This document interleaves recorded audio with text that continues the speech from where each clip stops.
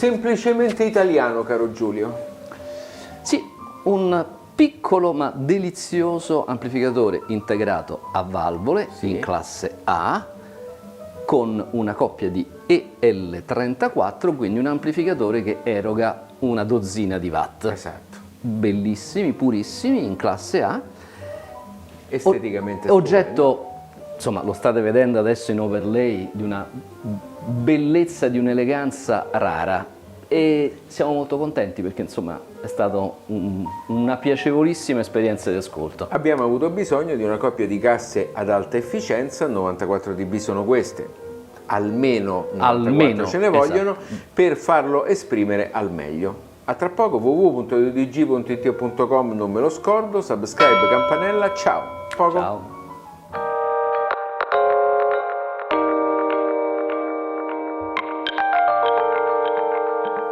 Allora, quanti ingressi ha questo amplificatore? Ce ne ha 1, 2, 3, 4 e un USB opzionale perché si può installare la scheda DAC, cosa che non vi consigliamo di fare perché il DAC è meglio che ve lo comprate a parte. A parte?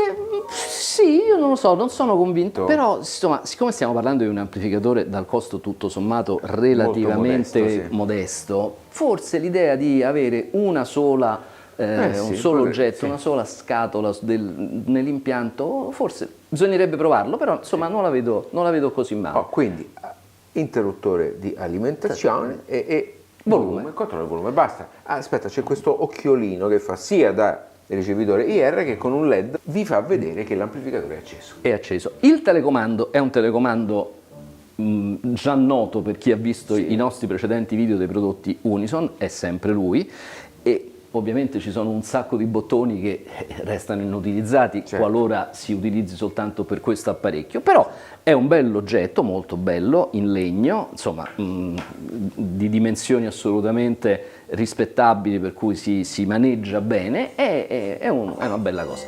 Però quello che salta immediatamente all'occhio è veramente la cura della costruzione. Ad esempio, a me piacciono da morire questi elementi in alluminio spazzolato curvi che fanno da schermo riflettente per il calore. Va detto che, come per tutti i valvolari, anche questo esce con una griglia di copertura che state vedendo in overlay, che l'appassionato di valvole toglierà immediatamente. Questo non perché sia brutta, sia antiestetica o che, però insomma, se uno si è comprato un valvolare ama vedersi la valvola lì davanti, sentire il calore, scottarsi le mani, vedere quel bagliore. Poi le L34 non è che ne facciano tante, però insomma dai, è una bella soddisfazione. Griglia che va rimossa per utilizzare questo interruttore centrale che serve per variare la controreazione con dei risultati all'ascolto piuttosto eclatanti. Insomma, secondo le posizioni effettivamente il suono cambia notevolmente e quindi finalmente ha un senso. E mi piace tanto sul manuale il fatto che ci sia scritto c'è una posizione migliore o peggiore. No, non c'è, dovete giudicarlo voi in funzione del suono e ovviamente in funzione dei diffusori che state pilotando con questo amplificatore. Non abbiamo detto che le valvoline driver sono le ECC82, quindi c'è una driver e una di potenza e basta. Ma non abbiamo detto, caro Giulio, e tu da designer quale sei, te lo sei fatto sfuggire e te lo suggerisco io. Vai. Queste inserti in legno sono in legno, esatto. Belli, molto belli, molto particolari. Così come molto belle sono le manopole. No, insomma, l'oggetto è veramente rifinito benissimo e francamente rispetto ai 1.500 euro che costa, obiettivamente ci si porta a casa veramente proprio un gran bell'oggetto che poi, lo diciamo dopo, suona pure come alla si deve. Grande, con un rapporto qualità-prezzo sinceramente che difficilmente, raramente capita di trovare. Però ragazzi, diciamocelo molto chiaramente, stiamo parlando di un amplificatore che eroga circa 12 watt. Questa cosa che vuol dire? Vuol dire una cosa molto semplice, che noi qualche giorno fa, quando lo abbiamo ricevuto, avevamo qui le Davy Acoustic, che forse avete visto nella nostra prova. Sensibilità 89. 89 è tanto e poco? Diciamo che noi comunque per curiosità non abbiamo resistito e ce l'abbiamo collegato. Anche perché è nella media di diffusori da pavimento. Lo abbiamo collegato. Si sentiva? Certo che si sentiva, ovviamente si sentiva. Si sentiva bene? A basso volume si sentiva bene, con il solito Danilo Rea e Fiorella Mannoia si sentiva bene, ma quello che mancava assolutamente era quello che gli anglosassoni chiamano headroom, cioè la riserva di potenza, per cui quando arrivava l'accordo di Danilo Rea bello potente, non c'era la dinamica, il contrasto, il dettaglio che uno si aspetterebbe. Quando, passando a roba un po' più impegnativa, la solita quinta di Mahler, il poverino non ce la faceva. Ma non ce la faceva, non è che si sentisse distorto, sentivi che mancava proprio quella capacità dinamica che ha un amplificatore più potente indipendentemente dalla tecnica, perché non è che adesso stiamo facendo una disamina su valvole o semiconduttori. Un amplificatore a valvole potente ce l'avrebbe altrettanto fatta. Il problema è che 12 watt richiedono per forza di cose, per avere un minimo di headroom, che la manovra del volume sia girata molto poco e quindi sia l'efficienza delle casse ad aiutare notevolmente e nettamente l'amplificatore a risolvere quel particolare picco. E a riprova del fatto che non è una questione relativa alla tecnologia impiegata dall'amplificatore, io nell'impianto, quello che ho su, quello desktop, ho un amplificatore a stato solido da 11 watt, identico, eppure quello si sente bene, benone e tutto. Ma da quando è che si sente bene? Da quando c'è un subwoofer.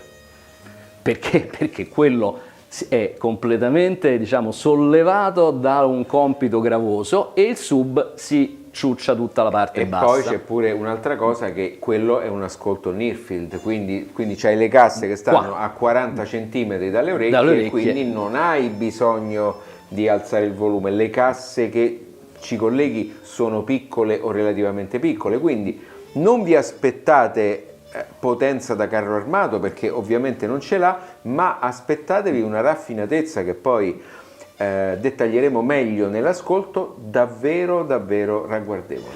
Assolutamente sì. Quindi questo, veramente insisto sul tema, e poi spesso succede che noi facciamo il video e magari ci arriva la domanda: ma io ho una stanza così grande, ho questi diffusori, ma ce lo posso mettere?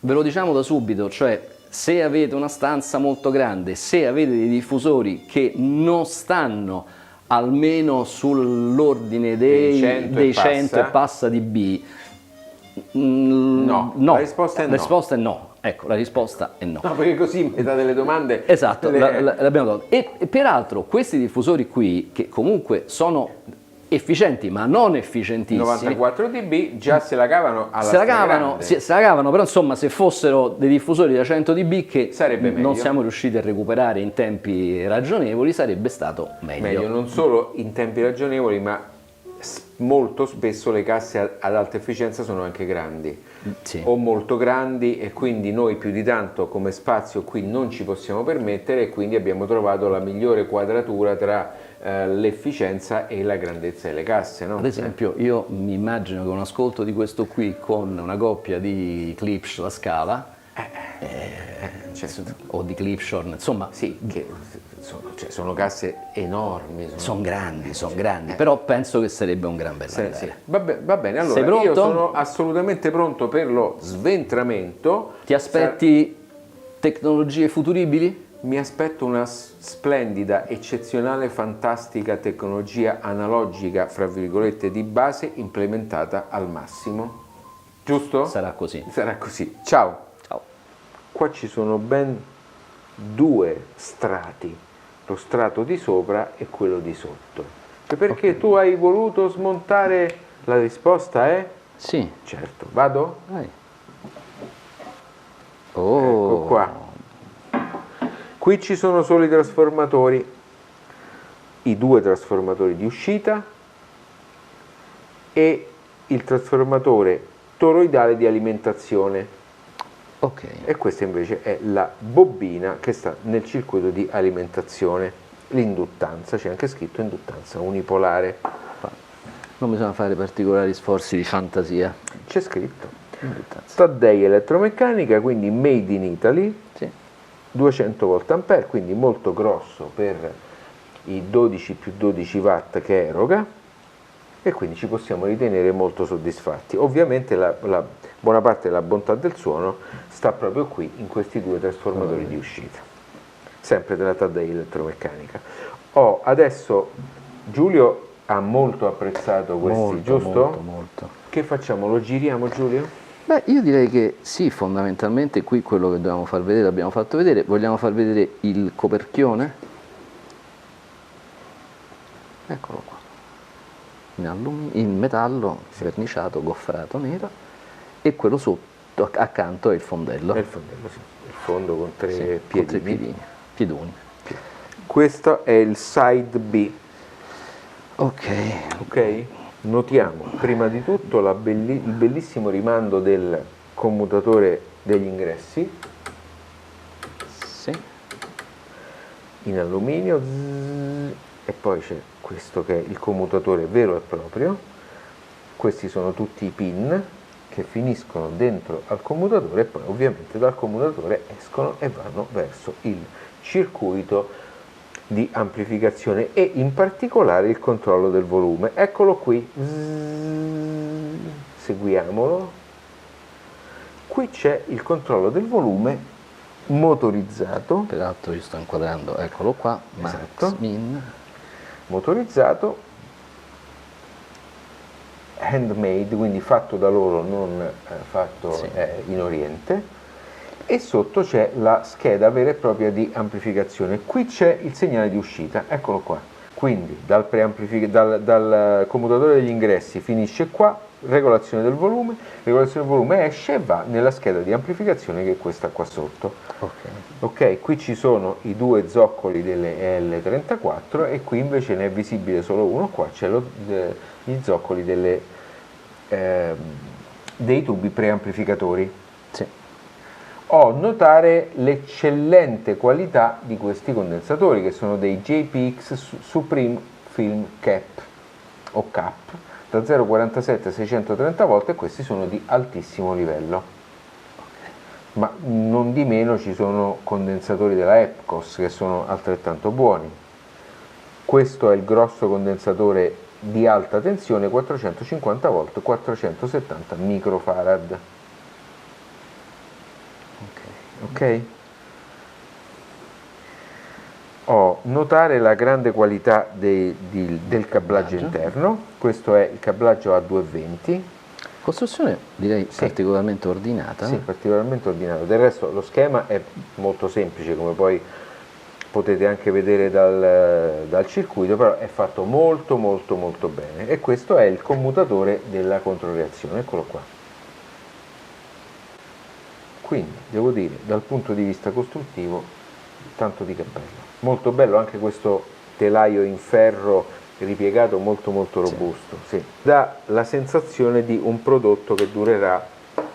Chissà quanto. Chissà quanto.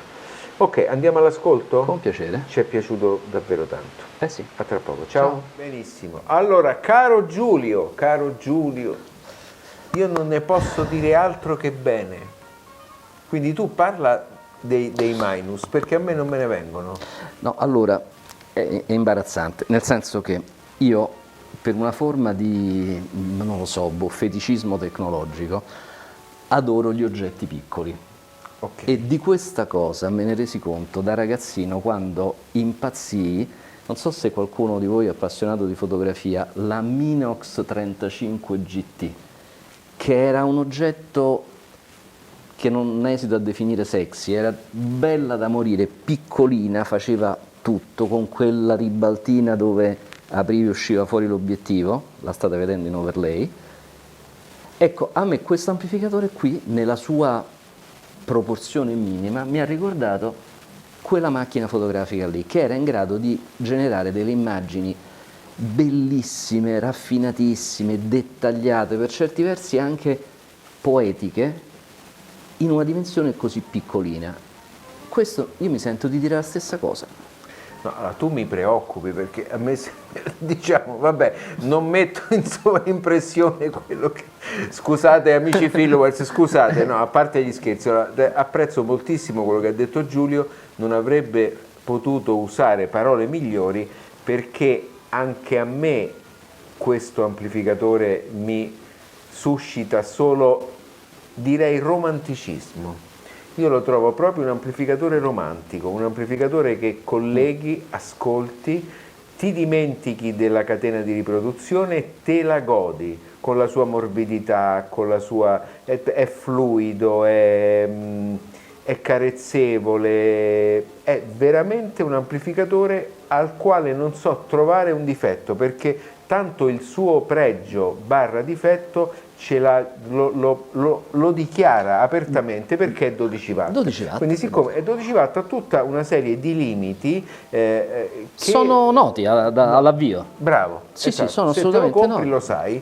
Io me lo auguro, e il nostro video serve anche a questo, speriamo, cioè a rendere edotte le persone sul fatto che questo amplificatore ha un'unica limitazione, esatto, che è quella insita nel suo essere un single-ended con le L34 di erogare 12 watt. Poi, accettato questo, io non ne posso dire altro che bene, tant'è che prima, quando ho detto quella cosa della Minox 35 GT, è che io questo oggetto me lo terrei qui in sala d'ascolto, sì, per chissà quanto. Peccato che non saprei tanto bene che cosa farci, cioè, o quantomeno lo saprei perfettamente, perché sarebbe il perfect match nell'impianto quello desktop su di sopra, e nel nostro turnover di altoparlanti un 12 watt è complicato. Non è versatile, no, non per è versatile, quello che serve a noi, ecco. Però mi dispiace che va via. Da morire. No, ma ti ripeto, cioè, me lo proprio me lo terrei per il gusto di averlo.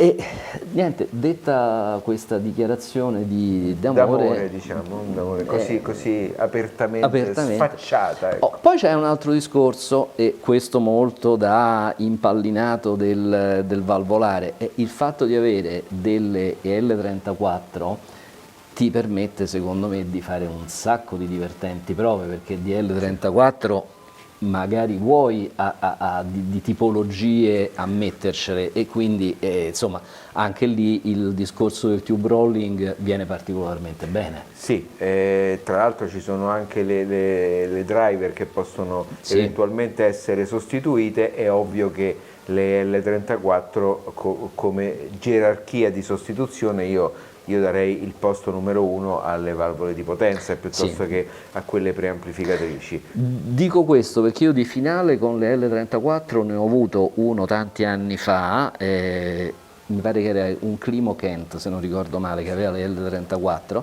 e insomma il cambio delle valvole era una cosa che si sentiva in maniera molto marcata, per cui insomma è un gioco che, se uno ha voglia di farlo, può dare le sue soddisfazioni. Era un amplificatore intonato perché cantava. È carina questa battuta. No, allora, quello che però fino adesso non abbiamo detto è questa intelligente implementazione con questo interruttore che permette di variare la controreazione. Io farei sentire a tante persone che parlano di controreazione, forse neanche sanno di che si tratta rispetto a quello che vuol dire all'ascolto, proprio la differenza che c'è fra l'una e l'altra posizione. Sì. Come giustamente abbiamo già detto e come viene sottolineato nel manuale di istruzioni, non c'è un bene e un male, c'è una interpretazione completamente diversa del messaggio, non è che uno è buono e uno è cattivo. Adesso stiamo ascoltando con la posizione verso i trasformatori, quindi verso il box posteriore, ma altrettanto è godibile anche l'altra. Quindi scegliete voi quello che preferite. preferite? Sì, anche perché poi dipende tanto dal diffusore. Ad esempio va detto che con le JBL 4309 non abbiamo avuto la stessa marcata differenza che avevamo avuto con le Davis Acoustics, quindi io credo che dipenda moltissimo dal diffusore che c'è a valle, insomma, da qual è il diffusore che loro devono pilotare e dal tipo di carico elettrico costituito da quel diffusore, quindi insomma francamente qui dare delle ricette non avrebbe granché senso. Un bel libro, un goccetto di whisky giapponese. A me piace il whisky giapponese. Se volete, cari followers, fatemene omaggio, a me fa molto piacere. Un paio di casse che vi piacciono e potete andare avanti per tutta la vita. Sì, assolutamente sì. Allora, qui veramente quelle caratteristiche timbriche, quella raffinatezza propria della classe A, si sentono in maniera preponderante, insomma. Classe A e tubi. Perché sì. Cioè, allora a noi è capitato tante volte di dire nelle varie recensioni la raffinatezza del classe A, ecco, qua proprio la si sente in tutta la sua maestosa bellezza. Poi è chiaro che magari c'è quello che va cercando altro, va cercando cose differenti, forse non è insomma la sua tazza di tè, come si dice, però ecco, se andate cercando quello, questo amplificatore è in grado di dispensarlo, e in questo io credo che ci sia anche molto dell'intelligenza del progetto, cioè il fatto di dire: sei incuriosito, magari hai già fatto un tratto del tuo percorso di audiofilo, sei incuriosito dalla classe A, dai tubi, da questo mondo molto particolare, e ok, ti diamo la possibilità di entrarci, conoscendo la limitazione di cui sopra, con una cifra tutto sommato ancora accettabile. Non solo ancora accettabile, ma mi viene da dire conveniente alla fine anche rispetto a certi amplificatori orientali che promettono miracoli, costano più o meno la metà di questo, ma noi che li conosciamo vi assicuriamo che non è la stessa cosa, assolutamente. Qua ci troviamo di fronte a un'azienda e cogliamo l'occasione per salutare Alessio Fusaro. Ciao Alessio. Bartolomeo, ciao a tutti. È un'azienda che Bartolomeo Nasta, esatto, è un'azienda che a noi sta molto simpatica, costruiscono bene, sono grandi professionisti e sono soprattutto persone che come punto di arrivo hanno quello del buon ascolto, e quindi cercano di contenere i costi, di fare delle cose le migliori possibili, ma soprattutto per sentire bene, e in questo caso, come in tutti gli altri casi in cui siamo inciampati in prodotti loro, sinceramente ci riescono, e lo voglio dire questo anche a costo di sembrare di parte. Sì, tra l'altro è vero, stiamo ragionando di amplificatori, quelli orientali a cui facevi riferimento, che possono costare, sì, sicuramente anche la metà, però due considerazioni. La fioritura di quei valvolari cinesi ipereconomici c'è stata oramai diversi anni or sono, e francamente mi sembra che si sia un po' affievolita quella moda. Ce ne sono, però insomma sembrava qua, diciamo, 10 anni fa che dovesse essere proprio quasi obbligatorio a quel punto comprarsi quei prodotti lì. Mi sembra che forse il tempo, gentiluomo, ha dato ragione a chi costruisce questi amplificatori con dei criteri che sono, insomma, quelli sani della buona costruzione, e dove l'economia di scala arriva fino a un certo punto, ma più che tanto non puoi fare. Insomma, è chiaro che riuscire a produrre con una qualità come questa qui, di questo Unison, costa il doppio? Forse sì, forse no, forse al doppio non ci arriviamo, però qua stai comprando un oggetto che è completamente diverso. Con un valore aggiunto molto importante, che un oggetto del genere mantiene il valore. Cioè tu ti stai vendendo un Unison usato. Ammesso e non concesso che c'hai voglia di vendertelo.